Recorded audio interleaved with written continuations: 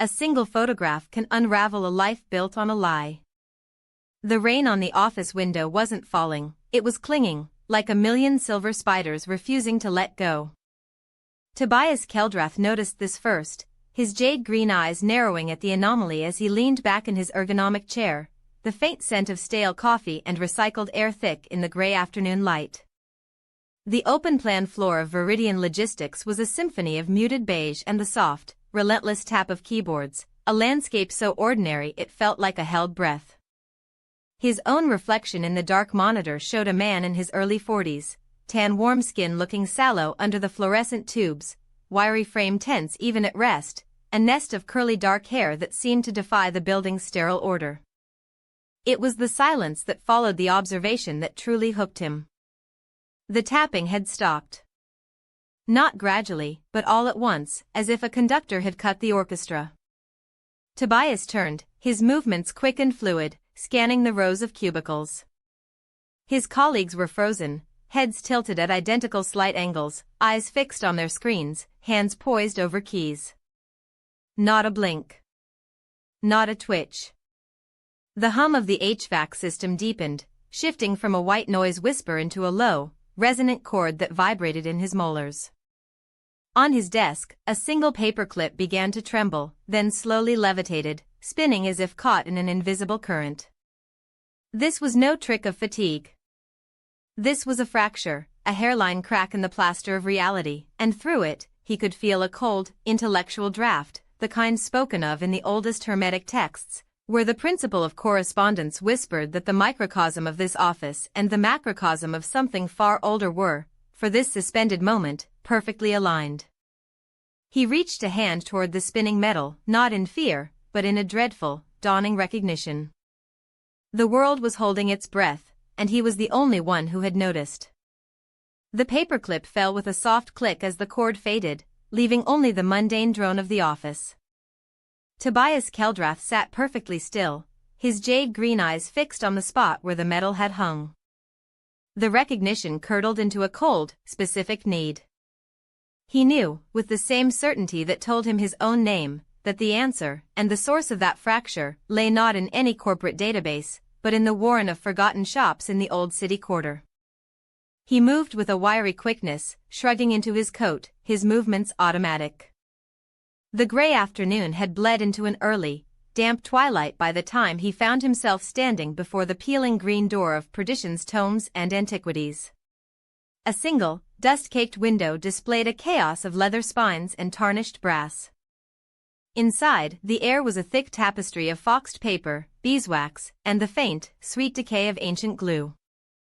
The narrow aisles were canyons of knowledge, pressing in. He did not call out. He simply followed the pull, a subtle pressure behind his sternum, past towering shelves until he found a low, iron-banded door, almost hidden behind a rack of crumbling atlases. It was unlocked. The stairs that descended were narrow, steep, and swallowed by a darkness that seemed to drink the weak light from the shop above. The air grew colder, carrying a mineral dampness and the ghost of ozone, like the air after a lightning strike. His hand found the rough plaster wall for balance. At the bottom, his phone's flashlight carved a feeble cone in the absolute black. The cellar was a vault of shadows, lined not with boxes, but with stone shelves holding objects that made his breath catch, a tarnished celestial sphere with unfamiliar constellations, a set of scales with pans carved from what looked like human bone, a glass vial containing a liquid that swirled with its own phosphorescent light. And there, on the central workbench of scarred oak, lay a single, open codex. The vellum page was illuminated not by his light, but by its own faint, silver tracery. He leaned close, the cold seeping through his clothes. The script was a flowing, alchemical cipher, but one phrase, written in a margin of stark, black ink, stood clear as a shout, as above, so below, as within, so without. But the mirror is cracked, and the reflection hungers. It was the emerald tablet, twisted. Before he could process the violation of the sacred axiom, his light glinted on something beside the book, a photograph. It was a recent print, slightly curled at the edges, showing the gray facade of his own office building. A red circle had been drawn around his third-floor window. The chill in the cellar became a physical weight, pressing the air from his lungs. He heard the soft, definitive click of the door at the top of the stairs closing. Footsteps descended, unhurried, each one a measured punctuation in the silence. Tobias Keldrath's jade-green eyes darted to the only other exit, a low, iron-banded door in the far wall, but it was sealed with a heavy padlock crusted with verdigris. He was trapped. The footsteps reached the bottom stair. A figure emerged from the gloom, her silhouette tall and slender against the stone archway.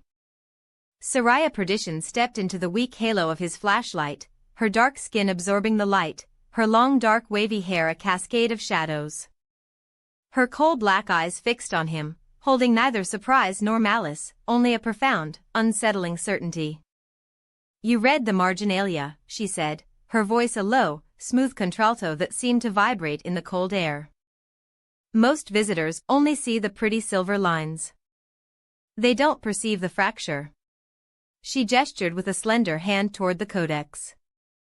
"The principle of correspondence is not a law, Mr. Keldrath. It is a bridge. And something from the above has crossed it, finding the crack in the mirror. It is here, now. It has been watching you.